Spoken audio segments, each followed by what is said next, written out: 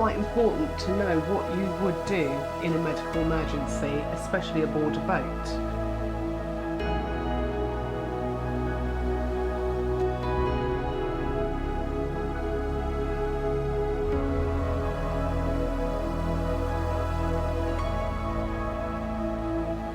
Good afternoon. Is it? It is, yeah. 20 minutes, yeah. I look a bit stealthy Lunch. today. I'm all in black. I look like a burglar. Yeah, you just need some ears. Cat burglar, like. So, actually a little bit more of a serious one today. Oh, there's the dog shaking. What would you do in a medical emergency? So, a couple of weeks ago, Richard went on a course, the first of many. Yeah, we told you what was happening, didn't we? Yeah. For this year. Yeah. And yeah, the courses have begun. Yep, the courses have begun. So he went on a course with the Royal Yachting Association and he passed his first aid. And it got us thinking that it is actually quite important to know what you would do in a medical emergency, especially aboard a boat. You just don't think about it. We've never thought about it. Not really, no. We haven't, have we? No. Let's be honest. What do? You think, oh, must insure my boat because I don't want it to sink. Yep. Don't want to be out of pocket. No. That's about as far as you go, isn't it? Yeah. Maybe some paracetamol, can get a headache. Yeah, we've got like your paracetamol, antihistamines, ibuprofen, plasters. Just the normal all stuff, that like type or of stuff that you would have. But actually, to get over a hangover. You know, you don't want to talk about it, but something serious don't. could happen. Yeah, we've never really thought about anything else. No. So, Until now. we'd have a little think about it today and share sort of some of the things we've found out and where you can go for, you know, to increase your knowledge about those types of things and maybe some of the kit that you should have on board. So here we go. So we're both quite in the lucky position. Obviously, Richard has now done a recent first aid course. You have done them in the past, haven't you? Probably about my sixth one that I've done, but this is the newest. Yeah. And I've done quite a lot of first aid training through my work with St John Ambulance. So we both sort of, I feel pretty confident. I hope. You don't know what happens, you know, if emergency happen, but you know, we sort of discussed what we've both learned, and it's pretty much the same, isn't it? Things change ever so slightly, yeah, but they don't, not massively. No. There's stuff now you were taught to do actually, but now you don't even do it. No, you go straight in. It's different. So we are not going to teach you how to do first aid or anything like that. We could, but we're not instructors. We're not certified to do that. No. But what we thought would be informative was to tell you where you can go if you wanted to do a training course or if you wanted to find out more information. So it's worth mentioning St John Ambulance have a full YouTube channel completely dedicated to first aid. I just checked it out actually, and it's pretty good. Yeah, I mean, hundreds it's very of good. videos on there. Yeah. So that's really good. It's probably worth covering like the basic things like CPR. That's your main one. Your main one. Yeah. Penetrating wounds. Yeah. Fainting. Burns. Oh, I could go on now. I'm going to stop there. there. Calm down. Whoa. It's wheeling in a bit. Like, There's also Red Cross. They have specific first aid videos as well. And I'm going to mention it. I wasn't going to mention it, but I had on my phone the Good Sam Responder app. But today I've tried to check into it and it doesn't seem to be working. So if anybody knows if the Good Sam Responder app is still live and working, that would be really interesting to know, because that's an app on your phone and NHS workers sign up to it.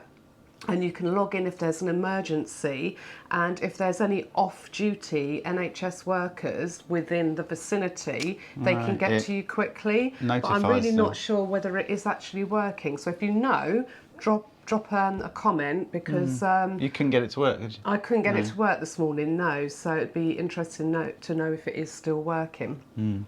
Yeah. So first of all, if you're in a marina It's pretty much like we are at the moment, pretty much the same as if you had a medical emergency at home.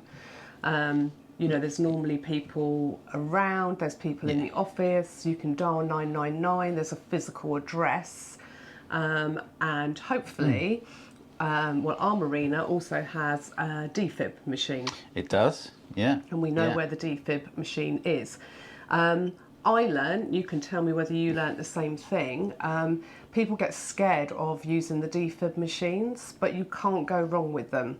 It talks you through it. It won't deliver a shock if it's not necessary. No, and what you would be doing, you'd be on the phone to 999 anyway. Yeah. And they would tell you what to do. But it is so simple. There's literally a button. Yeah.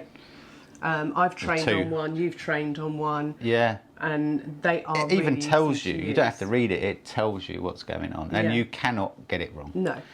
And the thing is, if you get to the point where you're going to use one of those machines, anything you can do is only going to help. You can't make matters worse, because if somebody is in that position, they're quite possibly going to die. Oh, I mean, that's serious, but yeah. Yeah, but so, you would have already, before you've even pulled that out of the box, you'd have already called 999. First port of call is so they're on their way to you. Yeah, so exactly. everything you're doing now is helping. Yeah, and is giving them time, basically. Yeah, so that's all you've got to do. Familiarise yourself, see if there's a defib. So we're at the front. We're at our marina. Yeah, and there it is. Simple. This one's really easy, and it literally tells you on the front here, look, call 999, grab the box, rip it open, and you can take the machine out. Yeah. We won't show you that. No, because obviously. I think on these boxes, once you open that lid, it does actually send off a signal to the emergency services that this is being used.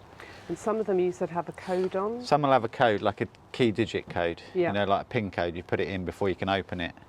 But it tells you what to do on one of these stickers. Yeah. Then it will give you, like, you will call 999, you give the location number, and then they'll give you the code so that you can open the box and use it.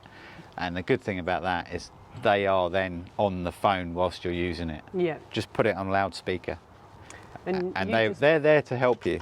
You just brought something up that was really good as well, that don't forget, every mobile phone you can ring 999 without it being unlocked. I haven't even got mine. So that if we did find someone and you didn't have your phone, if they've got a phone, just grab their phone, press it, open it, dial 999, because it will allow you to call emergency services without unlocking it. Yeah.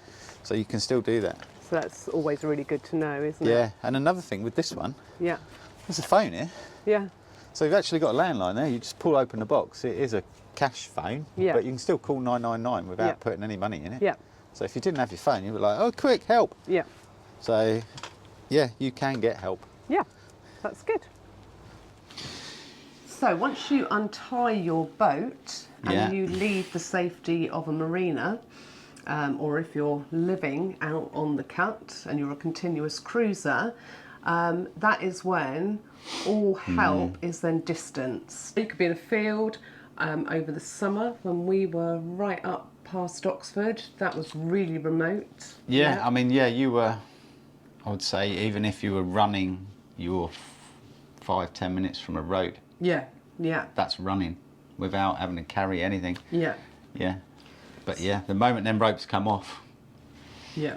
Uh-oh. So that's where your knowledge and sort of knowing what to do in an emergency really comes into play, because it's going to take, you know, they talk about time. It's all about time. It is. And if you can prolong that time, as in give the person that you're helping more time, then you could save a life.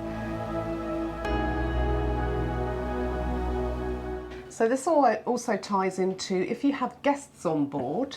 Massively. Yeah, you need to be aware of any medical conditions and whether they're on any medication, if they've got any allergies. Yeah. What else? You just need to know everything. Yeah. Have they got EpiPen? Yeah. Have they got 2? Yeah. Where are they? Yeah. Because they'll go, where's your EpiPen? Oh, it's in the car. Yeah. And you're like, no. Hopefully you never have to do anything. No.